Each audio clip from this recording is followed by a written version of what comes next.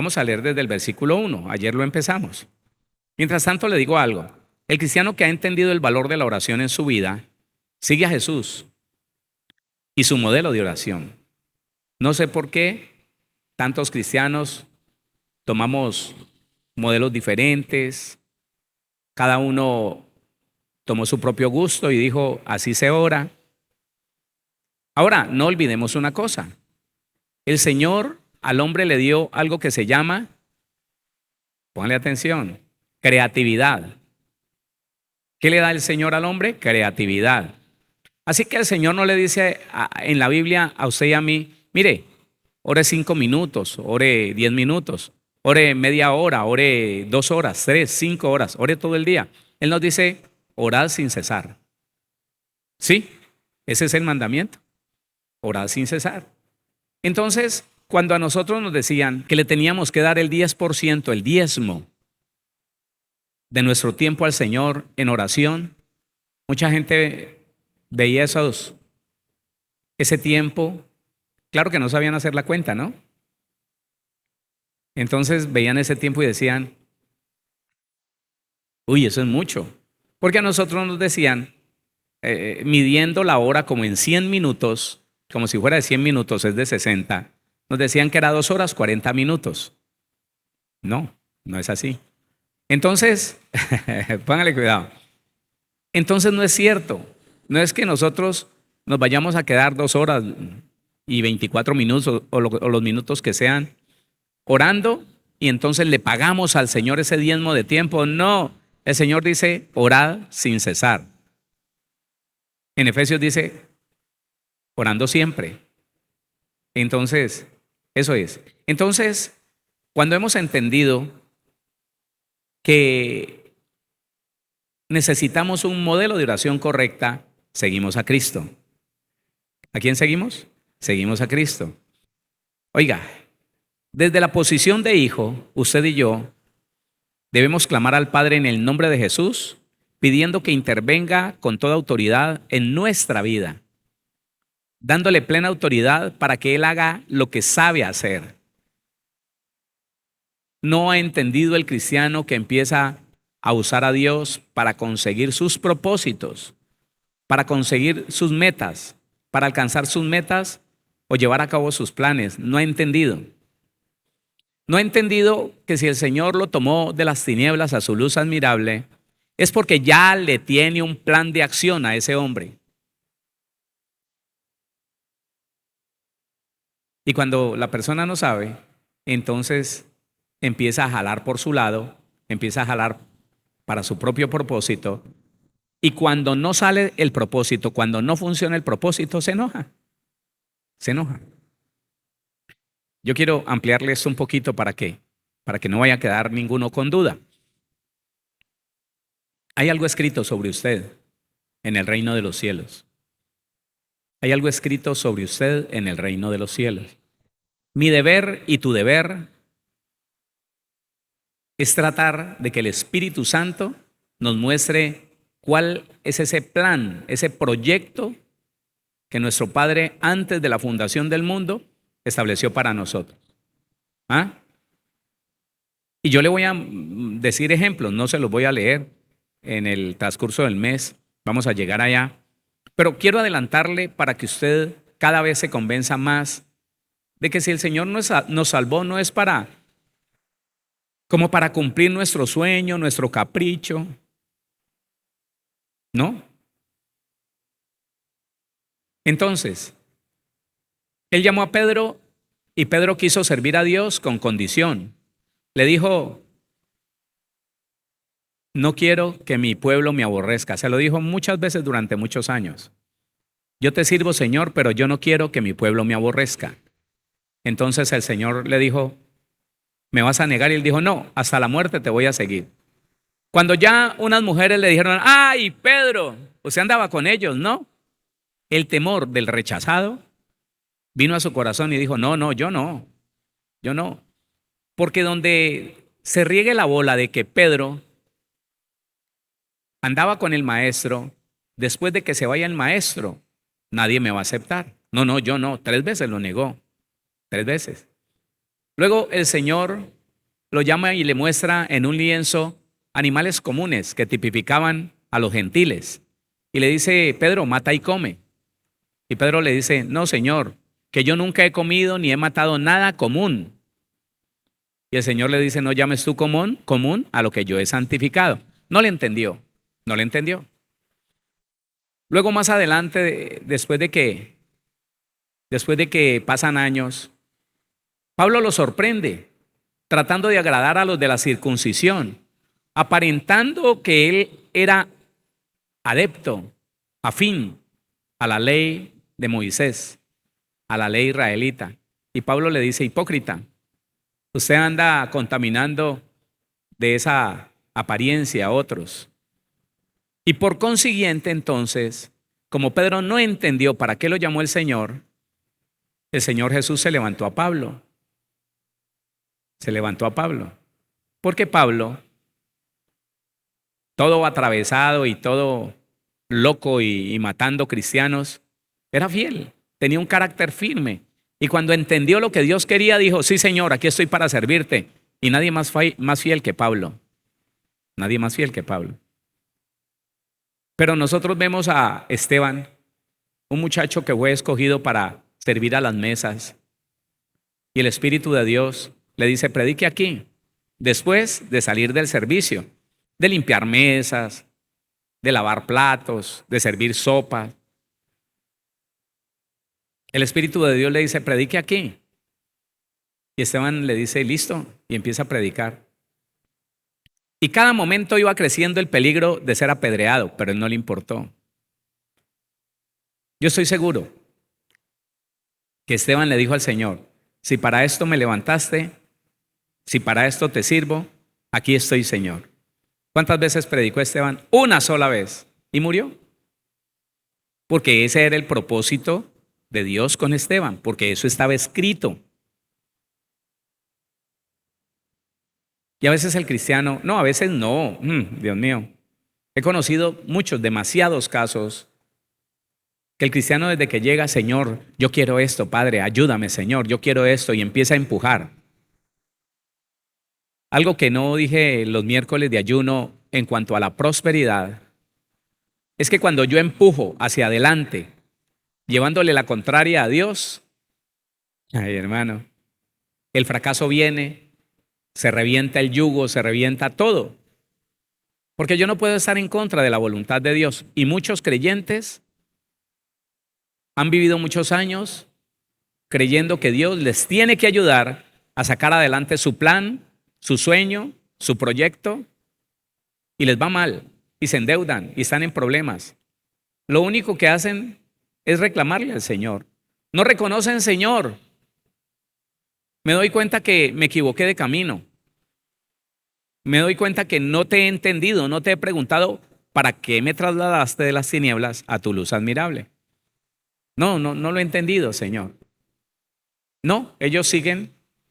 Y esas personas, en su gran mayoría, las que no entienden, se van al mundo. Y tienen un reclamo horrible y terminan diciendo, yo no creo en Dios. Tanto que le pedí, tanto que ayuné por esto y por aquello, y Dios no se manifestó. No, más fácil un impío enseguida consiguió plata y yo rogando y yo orando y yo ayunando. Nah. Y dicen que se vuelven malos porque es que Dios no los escuchó. Pero cuando el cristiano tiene una oración eficaz, ese cristiano se da cuenta para qué fue rescatado. Usted y yo tenemos un proyecto escrito en el cielo. Si nosotros logramos descubrir ese proyecto y caminamos de acuerdo al proyecto de Dios, todo lo que usted haga le va a salir bien. Y tiene que estudiar a ver si es que es verdad. O yo le estoy predicando un evangelio de prosperidad, engañándolo y diciéndole cosas que no tiene la Biblia.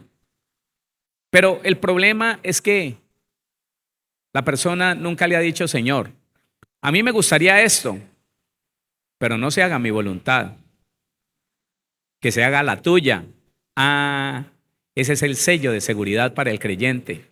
Señor, a mí me gustaría esto, pero Señor, Yo no quiero hacer otra cosa sino tu voluntad. No quiero absolutamente nada que no sea tu voluntad. Pero te cuento como mi padre que eres, que me gustaría esto. El sello de seguridad, hágase tu voluntad, Señor. Esto es lo que me gustaría, esto es lo que yo desearía, pero todo eso vale nada delante de tu voluntad. Me rindo delante de tu voluntad, porque tu voluntad es buena, agradable y perfecta. Ah, eso es diferente.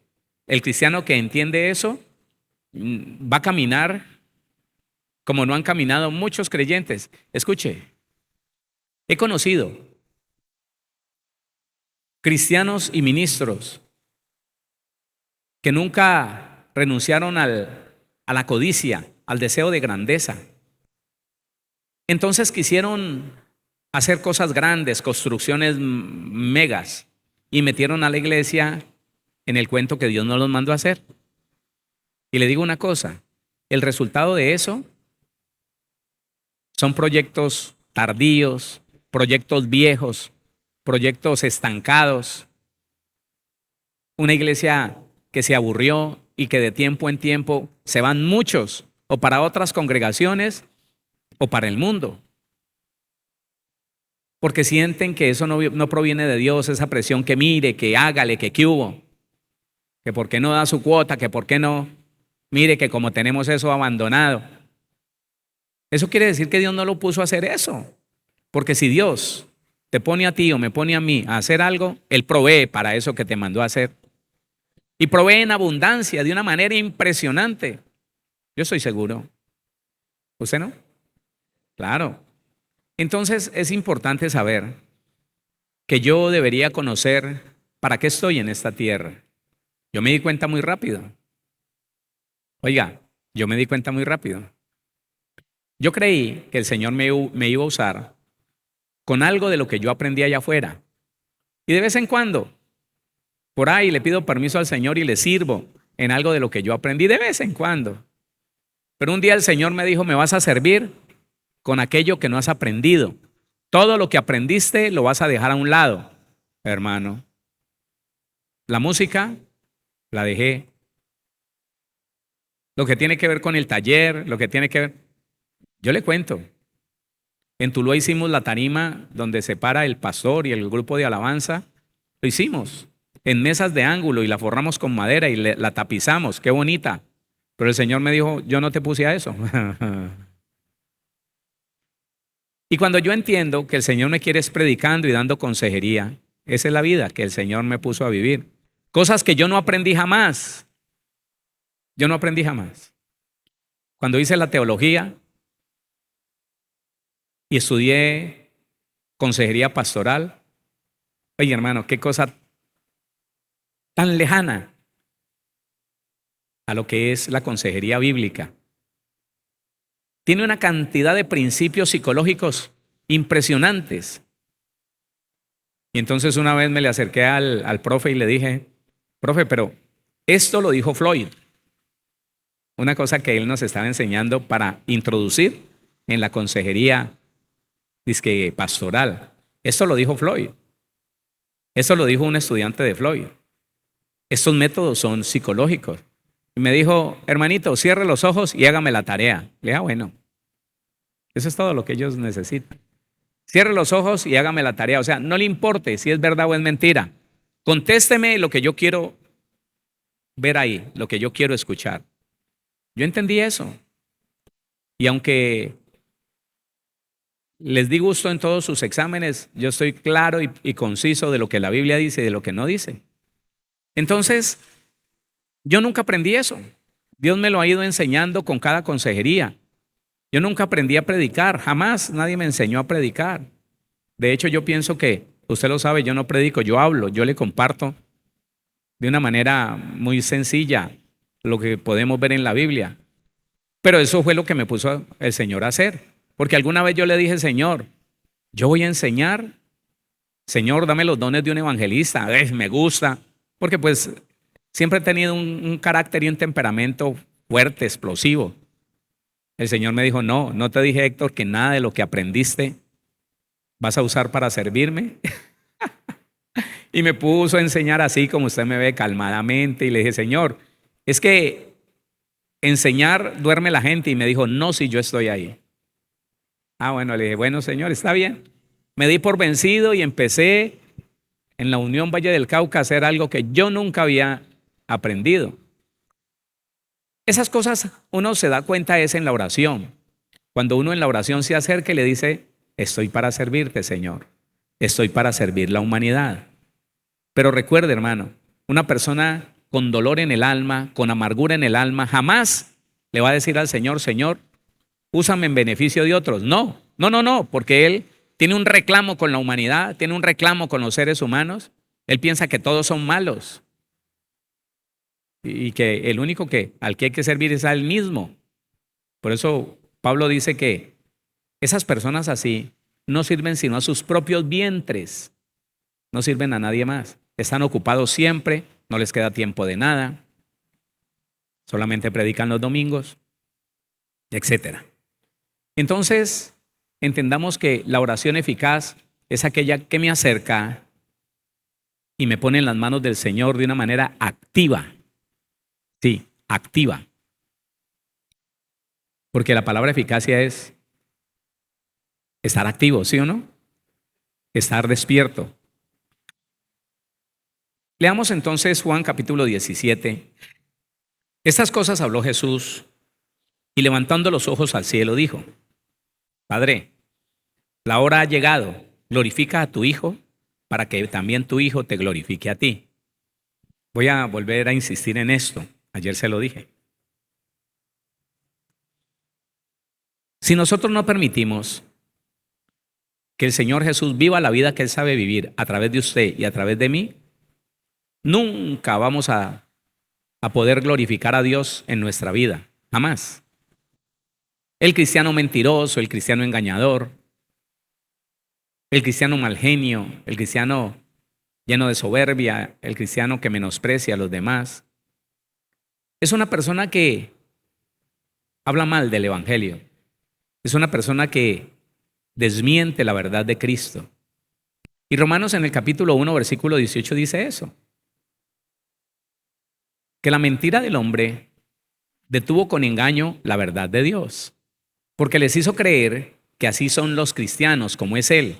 Mentiroso, engañador, de mal genio, etc. Y resulta que no. La única manera que usted y yo, la iglesia del Señor, puede glorificar a Jesucristo, al Padre Celestial, es a través de la obediencia. Escúcheme, es a través de la obediencia, no es de otra cosa, es a través de la obediencia. Yo pude ver dos situaciones muy diferentes y también vi el resultado de esas situaciones muy diferentes.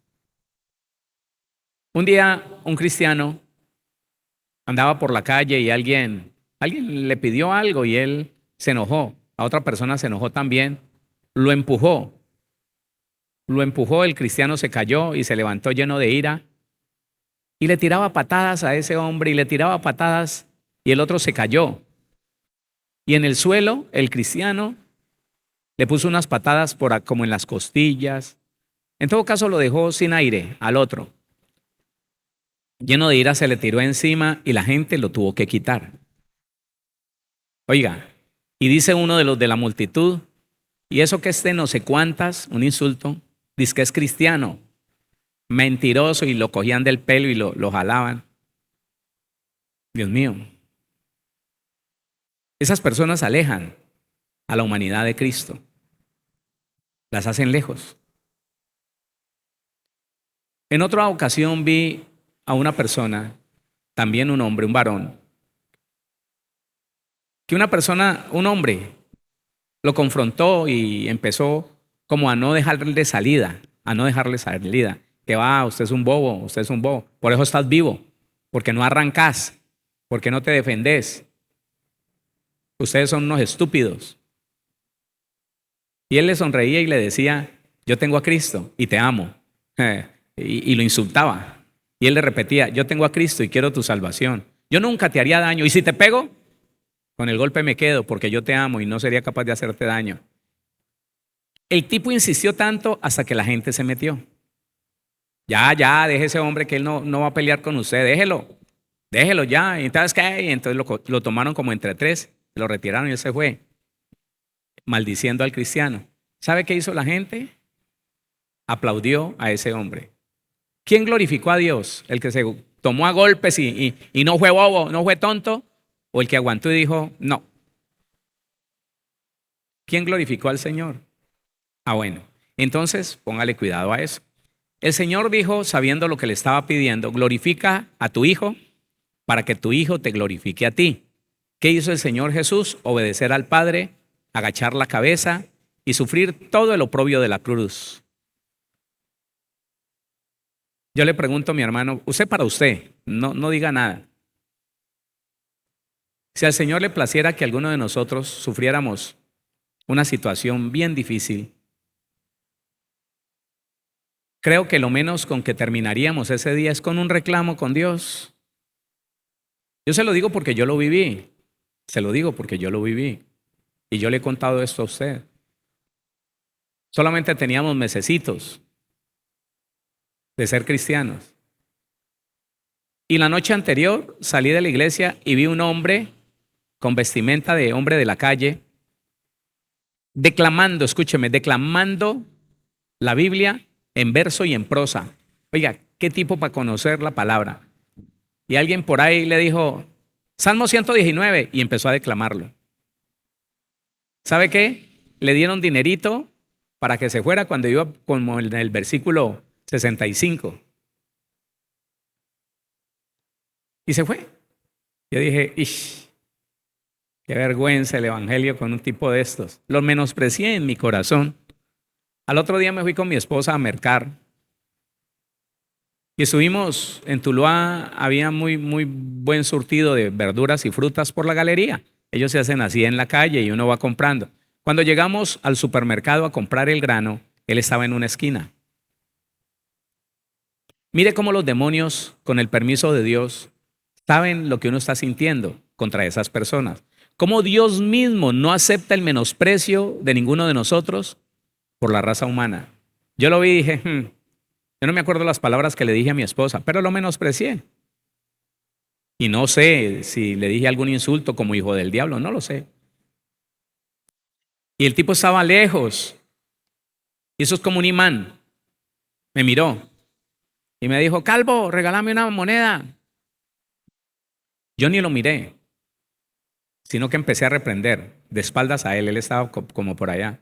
Te reprendo, espíritu inmundo, enmudece. Y más se torea. Más se torea, hermano. Y se vino detrás de mí. Fuimos a dejar el canasto con las verduras en un lugar donde el supermercado mismo le guarda a uno esos canastos para que no entre todo encartado allá. Y el tipo que guardaba los mercados me dijo, ese hombre ha chuzado a varios. Y llegó, no sé si me recibió el canasto o no me lo alcanzó a recibir. Bajó la cortina y me dejó afuera. Y el tipo allá atrás. Y cuando yo me doy cuenta que no vale la reprensión, espíritu inmundo, enmudece, espíritu inmundo, yo digo, Señor, ¿qué pasa? Padre, si estoy haciendo algo malo, si algo malo he hecho, perdóname. En ese momento, el tipo ya con una navaja en la mano se me acercó y no hizo nada. Fueron unos segundos en silencio y lo volteé a mirar y me dijo, yo no quería sino una moneda. Y yo le dije, no tengo. Para eso pues, que ni siquiera contentarlo con la moneda porque no tenía. No tengo, si tuviera te daría. ¿Y cómo Dios me demuestra que no fue por darle la moneda, sino porque me arrepentí ahí en ese momento de estar siendo un mal testimonio, de estar juzgando al que no puedo juzgar? El tipo dijo, bueno, y se fue. Guardó la navaja y se fue. Y yo le reclamé al Señor. Yo me fui para la casa y me arrodillé y yo le reclamé al Señor. Señor, ¿es verdad o no es verdad tu palabra? Tu palabra me dice que todo lo que atemos en la tierra será atado en el cielo. ¿Es verdad o no es verdad? El Señor esperó unos minutos y después me dijo, no te metas con mis hijos. Oiga, eso me voló la cabeza. No te metas con mis hijos, déjalos quietos. Y me trajo a la mente cuando a mí me castigaban y me hacían sentar por ahí en un rincón y mi hermano mayor me hacía muecas y se alegraba porque me habían dado juguete y me tenían por ahí en un asiento. Lo pillaba mi mamá, lo pillaba mi papá y le metía una fuetera. Y yo inmediatamente me conecté con eso y yo dije, ah, bruto soy. Lo que es no conocer el mundo espiritual, lo que es no saber orar. Señor, ¿y este hombre qué le doy? Pues sí, yo ya te dije que el que te pida, dale. Ah, bueno, Señor, listo. Pero no, uno se llena de cosas, el corazón herido, más amargado, no podía estar yo. Y que yo sabía que tenía, porque el tipo me lo dijo, el de la caseta me dijo que él tenía un arma, que él tenía una navaja y que había chuzado a varios.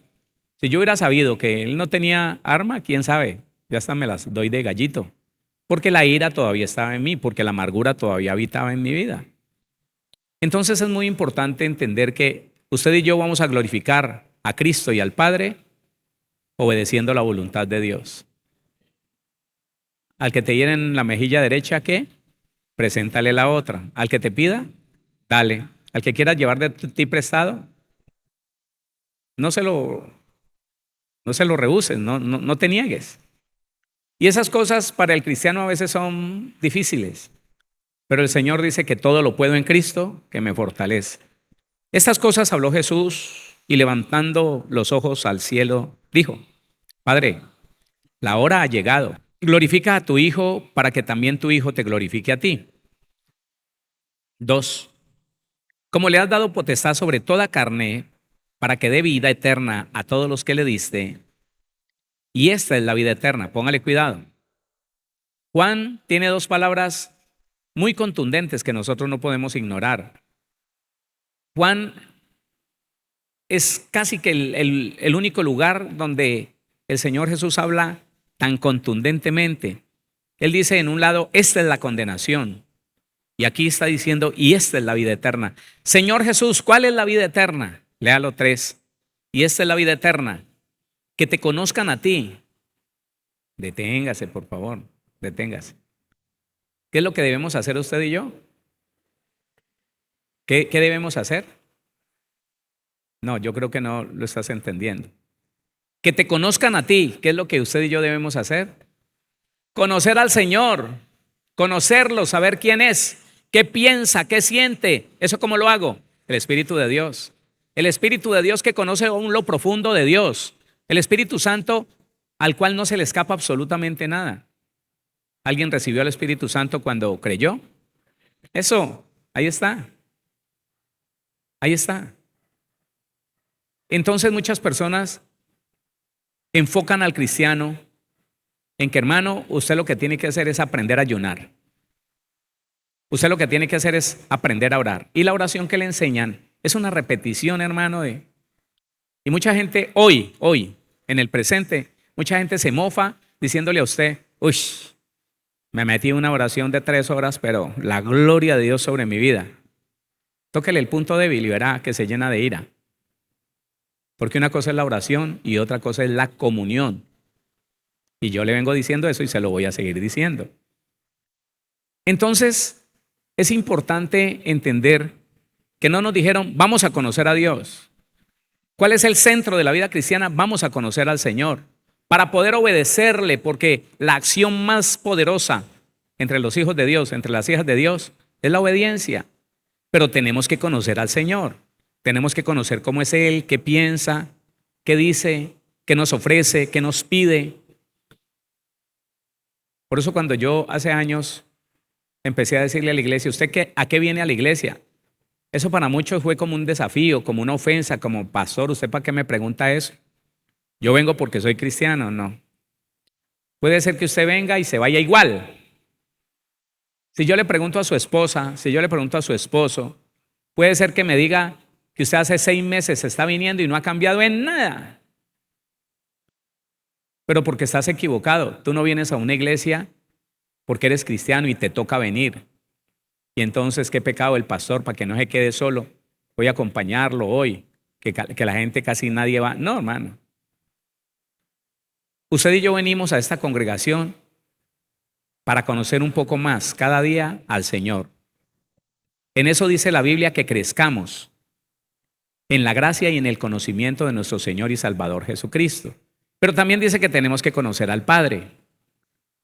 Entonces, mi hermano, muy importante que usted entienda las palabras del Señor Jesús. Y esta es la vida eterna. La vida eterna depende que te conozcan a ti, el único Dios verdadero, y a Jesucristo, a quien has enviado. Entonces unos no quieren saber del Padre, otros no quieren saber de Jesús. Leen la Biblia y la enseñan, no la enseñan, la desmienten. Los que dicen que solamente está Jehová y que qué Jesús ni que nada, que Jesús simplemente fue un ángel más, un profeta más en la tierra, entonces desmienten la existencia, la eficacia, el poder, la autoridad, la esencia del Señor Jesucristo. Y los que dijeron que era Jesucristo y nadie más, que Jesucristo se entregó en una cruz y él mismo se levantó de los muertos, cuando la Biblia repite tantas veces, y el Padre que levantó a Jesucristo, y el Padre que levantó a Jesucristo. Ellos dicen que no hay Padre, que el mismo Padre es el mismo Jesús. Ese es el enredo de leer la Biblia sin oración, sin una comunión. Ese es el enredo. Nadie podrá entender lo que lee si primero y después de leer y estudiar no ora al Señor de una manera sincera. Padre, permíteme conocerte. A través de lo que voy a leer, permíteme encontrar cuál es tu voluntad en una de las áreas de mi vida. Yo quiero saber qué piensas tú. Yo quiero saber qué quieres tú de mí. Eso sí es eficaz. ¿Qué pasa? Eso sí es eficaz. Y esta es la vida eterna, que te conozcan a ti, el único Dios verdadero, y a Jesucristo, a quien has enviado. ¿Usted quiere saber dónde el Evangelio de Juan dice, y esta es la condenación? ¿Quiere saber dónde? ¿Sí quiere? Juan capítulo 3, versículo 19. Léalo conmigo. Y esta es la condenación. ¿Cuál será la condenación? Que la luz vino al mundo y los hombres amaron más las tinieblas que la luz, porque sus obras eran malas. ¿A qué se refiere esto? Que el cristiano no. Que el esposo de la cristiana, que la esposa del cristiano, que el hijo de la cristiana, que el familiar del cristiano lo acompaña y ve que como que en la iglesia es fácil hacer cosas. Una de ellas es vender los productos que él vende. De hecho, tenemos que aceptar que somos una clientela cautiva. Entonces él ve que esto es como conveniente y se queda. Pero esa persona sigue teniendo en oculto sus pecados porque no nació de nuevo. Lee la Biblia y dice, tremendo, ¿no? Pero sigue teniendo en oculto sus pecados. Tiene secretos, oculta cosas, páginas, relaciones con otras mujeres. Se conserva todavía haciendo negocios ilícitos, turbios. No cambia. Entonces la Biblia dice que esa es la condenación. Conocieron la verdad, recibieron a Cristo, aceptan que Cristo es el Salvador, pero no lo obedecen. Continúan en tinieblas, continúan ocultando cosas, continúan practicando el pecado. Y esta es la condenación, que la luz vino al mundo y los hombres amaron más las tinieblas que la luz, porque sus obras eran malas. Listo. Continuemos en Juan. El propósito es que nosotros podamos entender lo mejor posible cuánta eficacia, cuánta eficiencia tiene el Señor Jesús para orar al Padre. Él estaba en una condición que necesitaba orar. ¿O porque era hijo no necesitaba orar? ¿Porque había descendido del Padre no necesitaba orar? Hermano, el Señor Jesucristo necesitaba orar como usted y yo necesitamos orar. Porque el mismo peligro que había sobre nuestras cabezas, la misma tentación, la misma seducción, la misma opresión que lo quiere empujar a usted, que me quiere empujar a mí al pecado, eso mismo estaba sobre Jesús. Y por eso es que Hebreos capítulo número 5, y yo le voy diciendo cosas para que vaya entendiendo este texto donde el Señor está orando. Hebreos 5, 7. ¿Lo tiene ahí?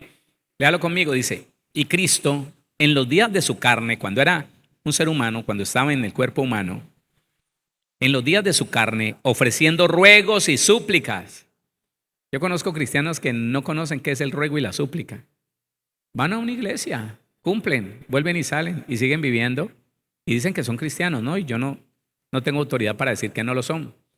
Porque yo soy convencido, una persona puede nacer de nuevo, que si no soluciona el problema de su corazón quebrantado, va a seguir en los mismos principios, como que todavía conservara la naturaleza pecaminosa. El Señor no tuvo ese problema. Sin embargo, otra vez, el Señor no tuvo el problema de la naturaleza pecaminosa. Sin embargo, dice, ofreciendo ruegos y súplicas con gran clamor y lágrimas al que le podía librar de la muerte, fue oído a causa de su temor reverente. Y aunque era hijo, por lo que padeció, ¿sí padeció el Señor Jesús?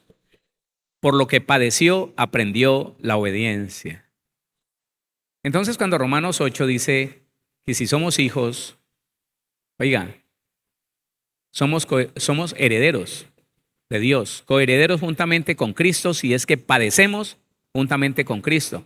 ¿Está hablando que usted y yo tenemos que ser crucificados como fue crucificado el Señor? No, no habla de ese padecimiento. No. Habla del padecimiento en su alma. El padecimiento de tener que doblegarse teniendo las cosas tan fáciles para obtener dinero que no es suyo, para obtener mujeres, hombres que no son suyos y poder disfrutar de ellos y tener que decirles no. Y su alma se retuerce y dice, vos sos un tonto. Y el cristiano verdadero dice, no importa, pero le obedezco a mi Padre. Claro, esa es la diferencia. Por lo que padeció, aprendió la obediencia. Entonces, 17:3. Y esta es la vida eterna, que te conozcan a ti, el único Dios verdadero, y a Jesucristo, a quien has enviado. 4. Yo te he glorificado. ¿Sí lo está leyendo? Yo te he glorificado en la tierra. ¿Cómo así que el Señor Jesús glorificó al Padre? Por favor, explíqueme eso. Claro. Solo el obediente, el que se muestra obediente con todo lo que le dice al Padre, con todo lo que le dice el Padre a él, no importando que los demás le digan tonto, bobo, mira, humillándote delante de ese hombre, de esa mujer, no importa.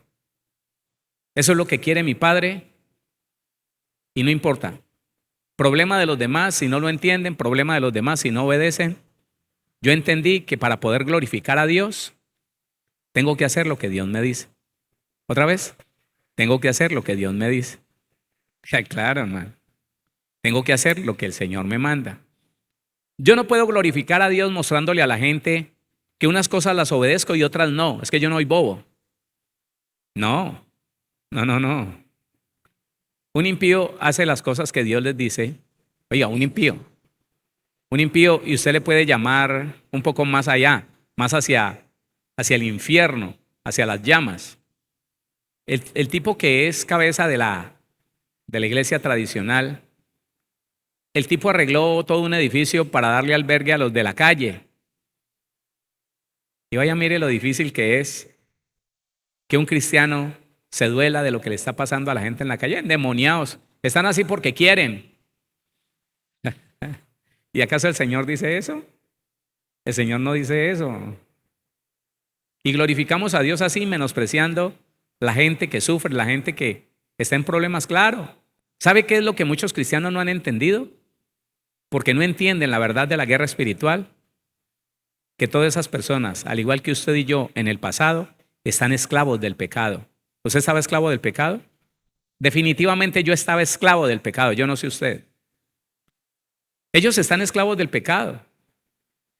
El Señor me dice, mire, Héctor, no aceptes al pecador si no se arrepiente. Claro, yo lo hago.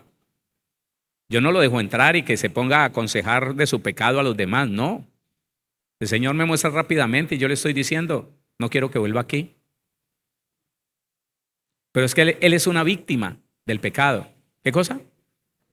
Una víctima de los demonios. Que solo cuando él decida decir, quiero ayuda, no quiero más esto, el poder de Dios lo va a libertar. Igual con todo lo que usted vea. Igual con todo lo demás. El homosexual, la lesbiana, el travesti, el que sea. Ellos son víctimas de una crianza,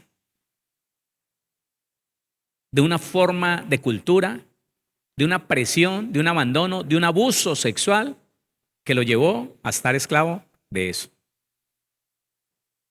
Y entonces cuando yo conocí el evangelio, me decían, hermano, esa gente no se la deje arrimar, está endemoniada. De pronto lo contamina a usted. Yo nunca creí eso, porque yo ya había entendido que mayor es el que está en mí que el que está en el mundo. Y me criticaban. Aquí en esta congregación, nadie le salía a un muchacho de la calle. En el 2004, que llegué aquí, lo sacaban a garrote. Pero también cuando se descuidaban los muchachos de la puerta, cuando menos sentían al hombre de la calle encima con un puñal dándole. Claro, yo vi cómo correteaba un muchacho de esos por toda la congregación que era más pequeña. Lo correteó. A otro le pegó una pedrada estando allá cerca de la puerta, dio la espalda y desde afuera de la calle le puso una pedrada. Y el cristiano reclamaba eso, que por qué Dios permitía que un hijo del diablo de eso lo tocara. Porque no tienen misericordia con esas personas. Entonces yo salí y uno me quería pegar. Yo te puedo pegar, yo le decía, no me puedes pegar. Que no, y levantaba el brazo, que no. Como la tercera vez se me arrimó y me dijo, ¿verdad? ¿Yo por qué no le puedo pegar? Yo le dije, porque te amo. Y me dijo, ¿usted es homosexual? Le dije, no. No es esa clase de amor. Es que, hermano, yo no sé cuántos de ustedes todavía creen que el amor es besitos y pasión y es que me gusta. No. Amor es el deseo y la acción de hacerle el bien a otro. Le dije, más bien sentémonos. ¿Dónde? Le dije, aquí, en el andén. ¿Usted se va a sentar conmigo? Y le dije, claro. ¿Y por qué? ¿Y su dignidad no se mancha? Le dije, no, yo soy igual a usted. Eso lo dejó plop. Nos sentamos en el andén, empezamos a hablar. Pero un hermano se enojó y dijo, pastor Héctor, no tiene autoridad, es que sentándose con un endemoniado de esos. Claro, porque no entienden que eso es lo que dice la Biblia. ¿Con quién se sentó el Señor Jesús? Con los ladrones, ¿sí o no? Con las prostitutas, con los pecadores. No, pero es que eso es bobada. La autoridad, usted, no señor, todo lo contrario. La autoridad te acerca, porque tú sabes que los demonios que habitan en él no te pueden hacer daño. Tú les puedes hacer daño a ellos y en el momento que él diga, yo quiero echarle fuera esos demonios y que quede libre para la gloria de Dios. Eso sí es verdad. Entonces dice, yo te he glorificado en la tierra. He acabado la obra que me diste que hiciese. ¿Cuál es la obra que usted tiene que acabar aquí en la tierra? Eso es de todos. Puede tener el ministerio apostólico, profético, evangelístico, de pastor o de maestro. El trabajo es el mismo, reconciliar al mundo con Dios. ¿Qué cosa? Y lo voy a reconciliar siendo mal padre, mal vecino, mal hijo, mal esposo, lo voy a reconciliar. Voy a reconciliar a los que están a mi alrededor siendo de mal genio, lleno de ira, de orgullo. No, hermano. No. Él dice, yo te he glorificado en la tierra, he acabado la obra que me diste que hiciese. El 5. Ahora pues, Padre, glorifícame tú al lado tuyo con aquella gloria que tuve contigo antes que el mundo fuese. He manifestado tu nombre a los hombres que del mundo me diste. Tuyos eran y me los diste y han guardado tu palabra. Ahora han conocido que todas las cosas que me has dado proceden de ti. Porque las palabras que me diste las he dado y ellos las recibieron. Y han conocido verdaderamente que salí de ti y han creído que tú me enviaste. Hermano, es que es tan maravilloso. Que el Señor me permitiera un día contarle cosas. Bueno, le voy a contar una. Sí, el Señor me da permiso de una sola. Póngale cuidado. En estos días que estuve yendo a enseñar a la segunda en Bogotá, me encontré con una persona. Yo no la reconocí. Después empecé a atar cabos, a pensar y me di cuenta quién era. Escuche. ¿Sabe qué usó el Señor? Un día en la iglesia de Villavicencio viene una señora y hace un escándalo en la puerta. Entonces yo digo, ¿qué pasa? Que necesita al pastor. Listo, yo voy. Yo no tengo temor. Personas de la calle entraron corriendo y se subieron al púlpito. Yo no tengo temor, yo los abrazo. Y abrazados yo sigo hablando, yo sigo predicando, hasta que el Señor me dice que los atienda. ¿Qué hubo, varón? ¿Qué te pasó? Resulta que yo veo ese problema y voy. Es una señora como de 40, 43 años más o menos, llena de ira, que vea, que no sé qué. Yo le dije, mujer, ¿qué pasó? Que se me reventó el tubo que viene de aquí en plena sala y eso huele horrible. Claro, es un tubo de alcantarillado. Claro, tiene razón. ¿Y qué? No, yo necesito que usted, espérese, hablemos. No, ¿cuál? Espérese. Le dije, yo así con usted no hablo, hasta luego. Y me entré. Venga, venga, le dije, no, yo no le voy a seguir el juego a usted. Si usted viene con violencia aquí, yo con usted no hablo. Yo le mando quien hable con usted. Y si se pone muy problemática, le mando un abogado. Pero yo con usted en ese estado no hablo. Si vamos a hablar en paz, me llama. Volteé, di 3 pasos y me dijo, pastorcito, venga. Yo me devolví. Y me dijo, ¿cómo le parece que, uy, esa casa está? Claro, me imagino. ¿Qué va a hacer? Le dije, ya me le voy a poner a ese trabajo. Le vamos a cambiar ese tubo, le vamos a limpiar todo. ¿Y el piso cómo? Le dije, sin violencia. No, bueno, señor, ¿usted me arregla el piso? Le dije, claro. ¿Qué piso tiene? ¿Cerámica? No, esos son invasiones. Atrás de la iglesia, en un río, a la orilla de un río, esos son invasiones. Tranquila, no se preocupe, yo le arreglo eso. Le mandé quien le arreglara, el piso se lo dejaron todo en cemento, pero con tinta, con esa tintilla roja, dijo que quería, y le quedó ese piso buenísimo. Cuando la señora va llegando y yo iba llegando también, pastor, hágame un favor, señora, venga, le digo una cosa. Y bajó las gradas, se metió a la iglesia y se me tiró encima y me abrazó. Muchas gracias, pastor. Me quedó esa casa tan linda. Gracias a Dios se reventó ese tubo.